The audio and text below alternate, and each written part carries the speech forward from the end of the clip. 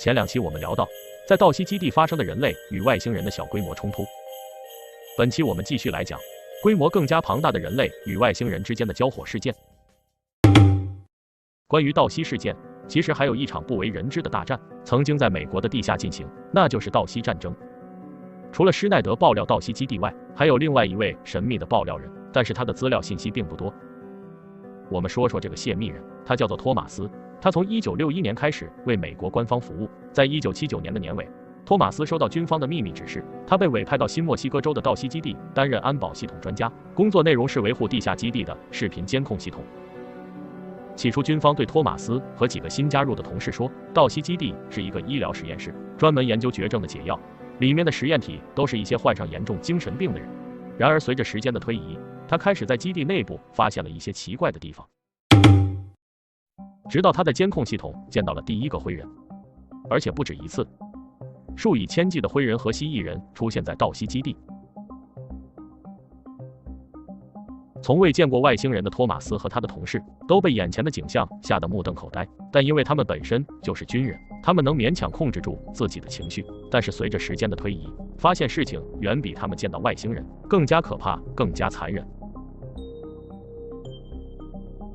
让托马斯感到恐惧的是在基地的第6层，一个叫做噩梦长廊的地方，是一个基因实验室，那里有足球场一般大，摆放了无数的笼子和玻璃冷冻箱。实验室里面竟然是一些经过基因改造的动物，长相都改造得很古怪，都已经变成异形。里面除了经过基因改造的动物外，还有一些被改造成了7手8脚、器官错乱的人类。他们就像是珍奇异兽一样被关在笼子里面。更加恐怖的，还有一些被注入了野兽基因的人类变成了畸形的兽人。托马斯这才意识到，道西基地竟然还有一个这样恶心变态的生化室，他感到不安和恐惧。最后，他意外得知基地还有第7层，于是托马斯决定动用自己的工作权限，来到神秘的第7层。他在第7层竟然找到了数以万计的人，他们都被关在狭窄的笼子里，都被注入了高浓度的镇定剂，精神模糊。之后，托马斯做了一个近乎疯狂的举动，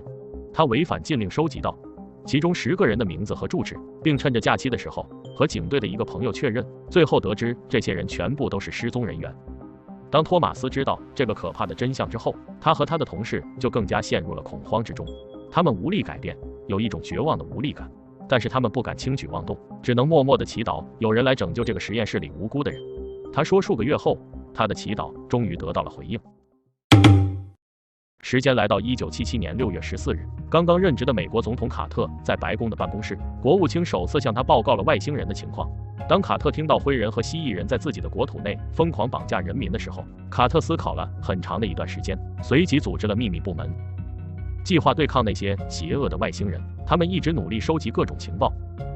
原来，道西基地的神秘的第7层空间内共有37种外星人，以灰人和蜥蜴人为主。那些外星人都是从银河系来到地球，除了对人类进行基因研究以外，他们背后还偷偷做出伤害人类的行为，绑架数以千万的人类，导致他们精神模糊，一直关在笼子里面，并没有把他们完整的送回。美国和外星人的合作已经失去控制。想到这种事情发生在美国的国土上，卡特怒气冲天，认为绝对不能再容忍那些外星人胡作非为。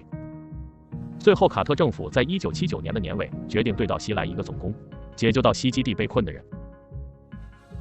经过冷静理性的规划，军方进行了仔细的部署。根据情报，空气中对人无害的细菌，例如花粉热，对那些外星人却是致命的疾病，所以外星人一直在地表以下活动。行动当天，部队按计划迅速采取行动，破坏了道西基地的空气过滤系统，成功拖延住外星人的攻势。很快，主力部队顺利攻到第7层噩梦长廊。部队在进入噩梦长廊之前，都只是大概了解一些情况，并没有做好十足的心理准备。所以当他们看到数以万计的冷冻桶里头各种可怕的基因改造的动物混合体时，很多士兵都忍不住当场呕吐了起来。来到道西基地之前，他们预想了很多计划。根据收集到的线索，军队很容易就攻破道西基地的投机层。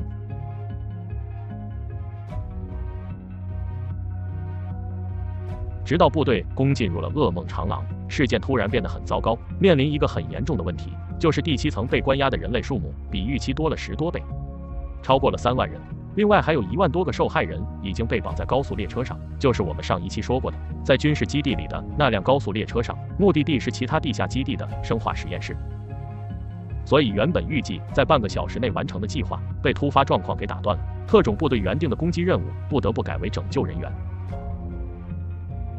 另一方面却有数以千计的外星士兵正从不同的地方极力赶过来，追杀那些人类士兵。只要被外星士兵的武器击中，人类在短时间内就会化为灰烬。